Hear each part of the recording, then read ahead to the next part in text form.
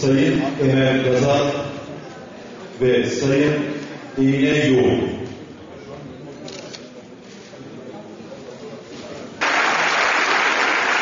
Efendim, şurada çalışalım. Tamam.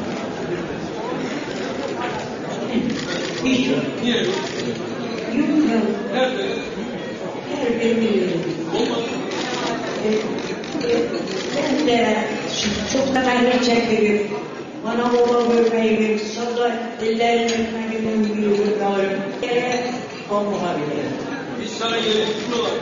Yine 2 kere Allah'a bilir.